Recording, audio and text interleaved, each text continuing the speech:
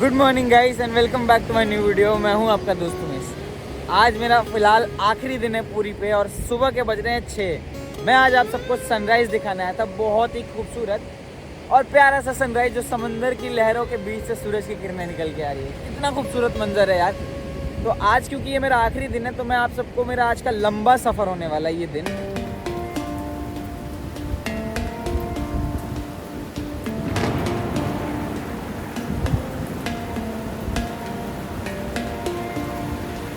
और आपको all throughout Odisha as well as North East दिखाऊंगा। बहुत अमेजिंग दिन होने वाला है। एक सी बीच से शुरू होकर ये वीडियो पहाड़ों तक जाएगी वाले।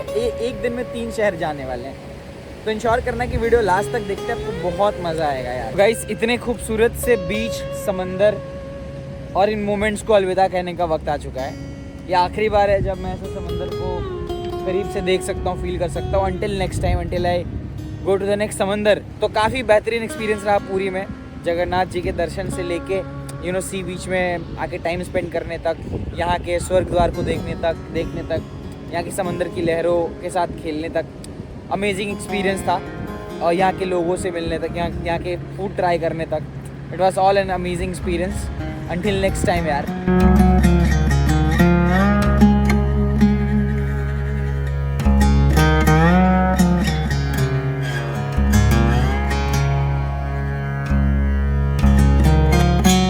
भाइयों, I am all set and ready to depart from Odisha. अभी बस मैं निकल रहा हूँ हेमंत भाई के घर से एंड यहाँ से हम लोग जाने वाले हैं पूरी रेलवे स्टेशन, जहाँ से मेरी ट्रेन है भुवनेश्वर के लिए। Let's get going. अगले 1 घंटे में, आधे घंटे में, मतलब 1 घंटे में ऑलमोस्ट मेरी ट्रेन है। I have to be there on the Puri railway station. यहाँ से ज़्यादा दूर है नहीं वैसे।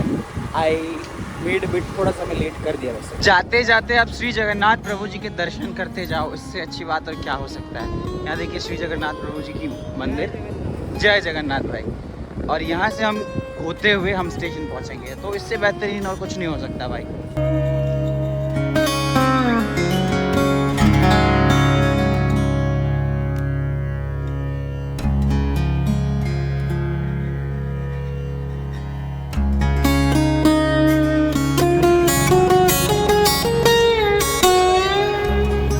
आप उड़ीसा आते हो, खाजा नहीं खाते हो या फिर इसको घर लेके नहीं जाते हो घर वालों के लिए, तो it is not worth it. ले लिया भाई मैंने।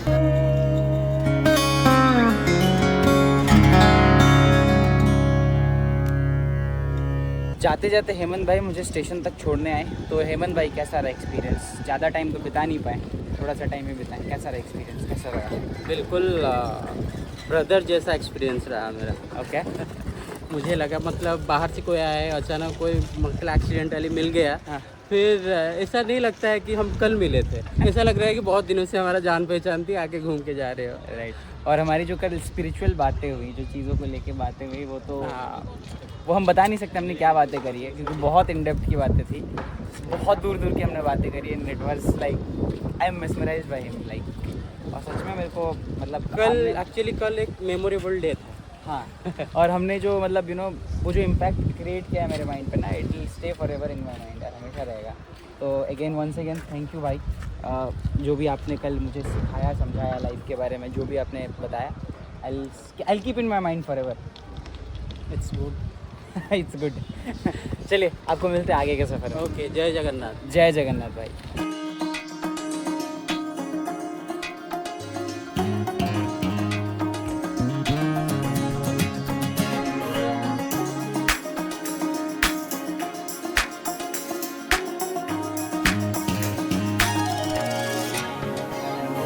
पुरी से लगभग 1.5 घंटे का सफ़र करने के बाद हम पहुंच गए भुवनेश्वर। मैंने कुछ S2S का टिकट करवाया था ट्रेन का, मतलब रिजर्वेशन ही था। मुझे लगा था it would be AC, but it was non AC, sleeper जैसा ही था। एंड उसमें सिटिंग मतलब वाला चीज़ था। दिस इज डी कोचेस को डी करके उसका सीरियल नंबर शुरू था, D1 था मेरा। But anyways I have reached my train वाला डेस्टिनेशन। अब यहाँ से हम कैब लेंगे and we will reach the airport. अपना फ्लाइट 2:20 पे है एंड इट्स अराउंड 12 राइट। बहुत गंदी वाली गर्मी है।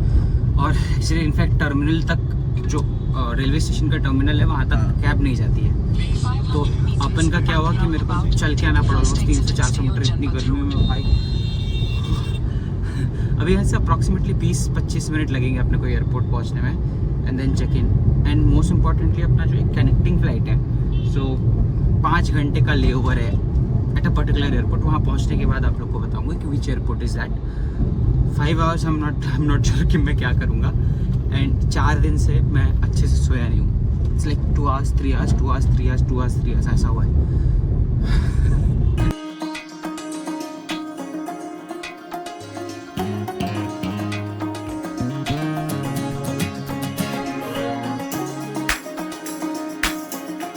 चीज़ जो मेरे को स्टेट में आके अच्छा लगा ना, विच आई रियली अप्रिशिएट, इसकी रोड्स।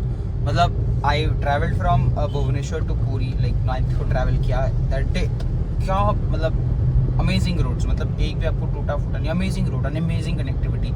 अभी सिटी के थ्रू भी ट्रैवल कर रहा हूँ, ये भी अमेजिंग रोड से, ब्यूटिफिकेशन भी है।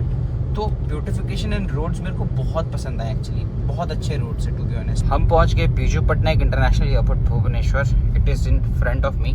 मतलब ब्यूटिफिकेशन पे बहुत ज़्यादा ध्यान दिया गया और यहाँ पे कुछ एयरफोर्स का डमी प्लेन भी रखा गया।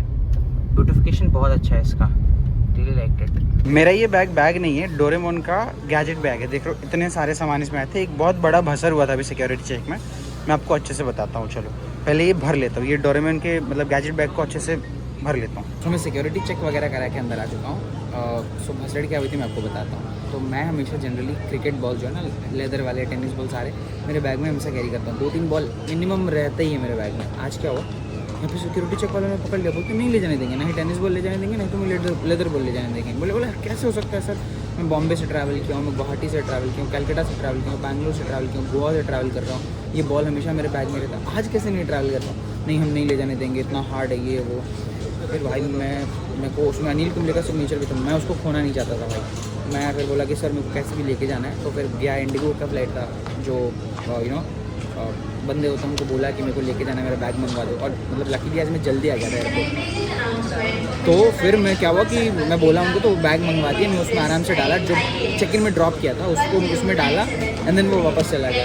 4 बॉलें चली जाती है भाई, मैं नहीं खोना चाहता था यार। 4 बॉल का लगभग मतलब बोलूँ तो अब 1000-1200 का मतलब होगा कम से कम। उसमें अनिल कुंबले का साइन भी था, अब बड़े लूज़ दैट यार, मैं नहीं लूज़ करना चाहता था उसको, तो बट हो गया यार मतलब। तो ये गलती मत करना। आई थिंक ये छोटे एयरपोर्ट्स पे ऐसी चीज़ों को रोक देते हैं, आई थिंक बड़े एयरपोर्ट्स पे तो कभी नहीं रोका मेरे को, कभी भी नहीं।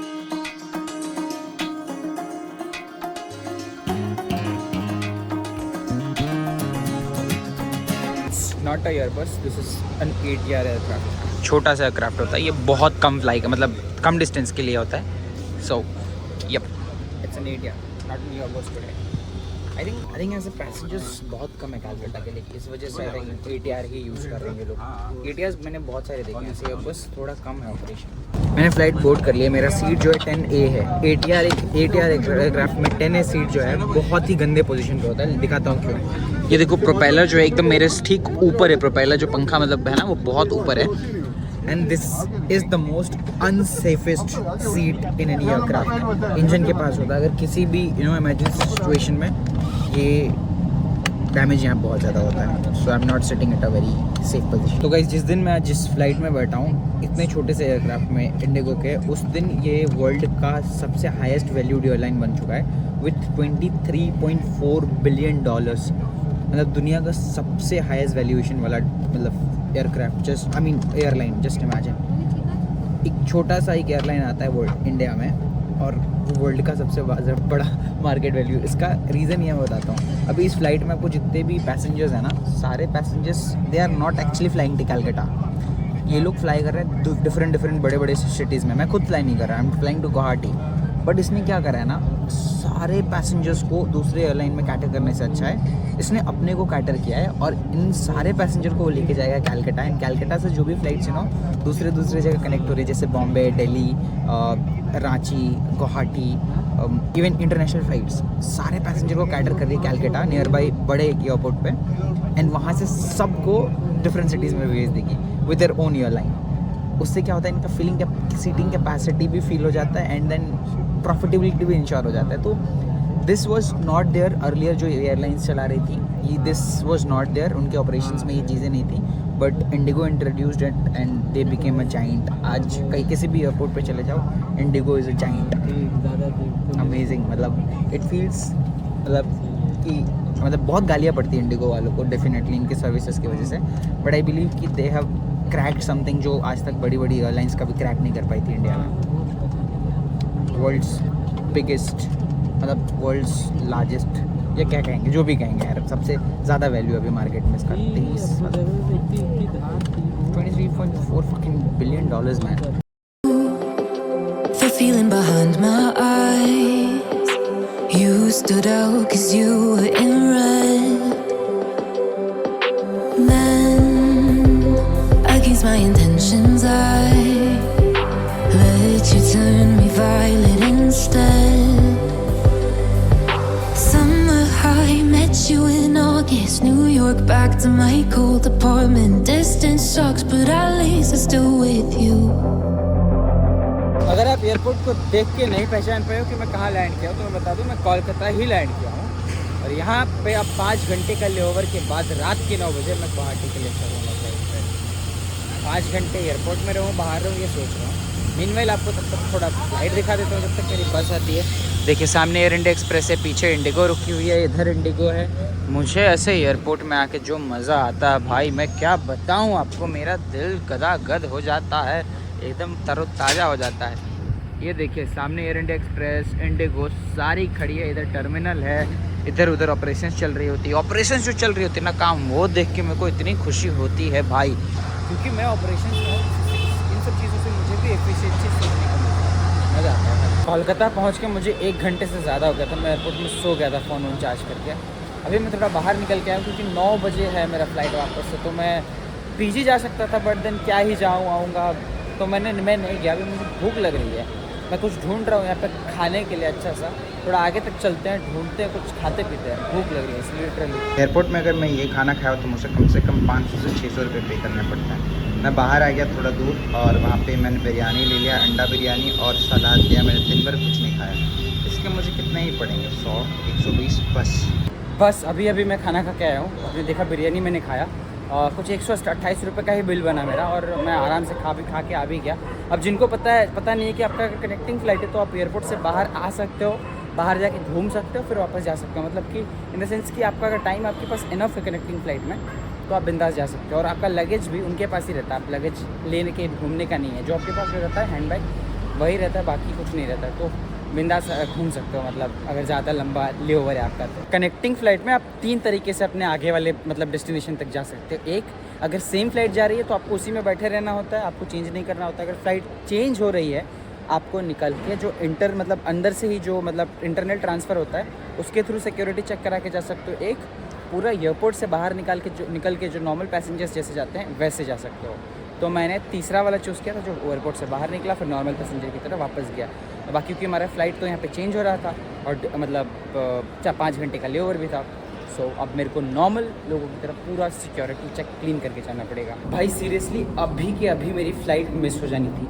लास्ट एंड फाइनल कॉल चल रही थी और मैं एयरपोर्ट में बैठा हुआ हूँ भाई. मैं बस सोच के देखो, मतलब मैं बताता हूँ क्या सीन हुआ. इनकी बोर्डिंग गेट चेंज हो गई और मेरे को व्हाट्सएप पे मैसेज आ रखा है, नॉर्मल टेक्स्ट नहीं आया कि बोर्डिंग गेट चेंज हुई है. मैं मस्त बैठा हूँ 24 पे देख रहा हूँ, फिर अभी मैसेज व्हाट्सएप खोल के 19 से बोर्डिंग गेट, और यहाँ कर रहे हैं लास्ट एंड फाइनल कॉल. अरे भाई अनाउंसमेंट थोड़ा ज़ोर से करो ताकि सारे एयरपोर्ट को सुनाई दे. बस अपने में जितना बोर्डिंग गेट है उतना 19 पे सुन रहे, लास्ट एंड फाइनल. अरे भाई पूरा एयरपोर्ट को सुनाओ यार कि बोर्डिंग गेट चेंज हुई है, लास्ट एंड फाइनल कॉल कर रहे हैं यहाँ पर 19 नंबर पे. मेरी फ़्लाइट मिस हो जाती भाई अभी के अभी एयरपोर्ट में. अगर मिस होती ना तो इनको तो मैं भाई धोता मैं इनको अच्छे से. अभी बोल के आया हूँ कि अगर अनाउंसमेंट कर रहे हो तो it should be loud and clear. मेरा फ़ोन अगर डेड हो, मेरा फ़ोन ख़राब हो जाए तो मैं तो फ़्लाइट ही छूट जाएगा यार.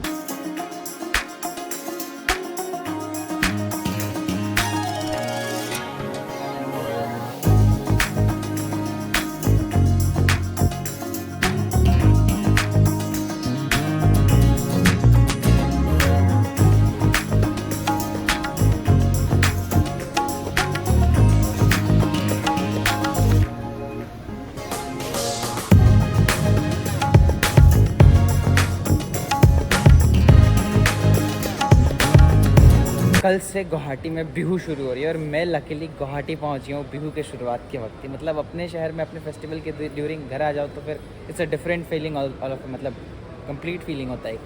और मैं घर आ गया यार बिहू में एग्जैक्टली बिहू के लिए तो नहीं आया, but then I came for some other reason, but हाँ फेस्टिवल के टाइम घर आ गया। It feels really nice. तो मैं गुवाहाटी लैंड कर चुका, कुछ देर पहले लैंड किया। तो आप लोग को जैसे मैं स्टोरी मतलब सुबह बताया था पूरी में कि it will be a travel from sea to the mountains. तो कहाँ समुद्र से मैं पहाड़ों के बीच आया हूँ, विच इज़ नॉर्थ ईस्ट, तो see to the mountain is done. तो गाइस यहाँ से मेरा घर कुछ 15-20 किलोमीटर दूर है एंड मैं यहाँ से कैब लूँगा and I reach back home. तो जैसे कि मैं वीडियो की शुरुआत में ही कहा था, पहाड़ों में आ गए हैं एंड आई होप अपने वीडियो एंजॉय करा होगा। बहुत कुछ आपको मतलब एंटरटेनिंग मिला होगा, फिर इसमें इन्फॉर्मेशन भी मिले होंगे और मैं ऐसे आप लोग के लिए वीडियोस लेते रहूँगा, मतलब लाते रहूँगा मतलब यार है ना। तो बस यही है कि जो भी कर रहा हूँ लाइफ में I am trying to put it forward to you guys. आप लोग को आई एम होपिंग कि पसंद आ रहा है एंड जस्ट अब थोड़ा डिफरेंट वे में पोर्ट्रे करने की कोशिश करूँगा जिससे आप लोग को भी थोड़ा सा और मज़ा आए चीज़ों को देख के, है ना। तो जैसे कि मैं हमेशा कहता हूँ यार, ज़िंदगी के मज़े लेते रहो मेरे भाई। ज़िंदगी के मज़े नहीं लोगे तो ज़िंदगी का क्या फ़ायदा क्या है। मिलते हैं आप लोगों से अगले वीडियो में, तब तक अपना ख्याल रखो। बाय बाय, टेक केयर, नमस्कार, शपा केयर, यस जय आयो, bye. Summer high, met you in August, New York back to my cold apartment. Distance sucks, but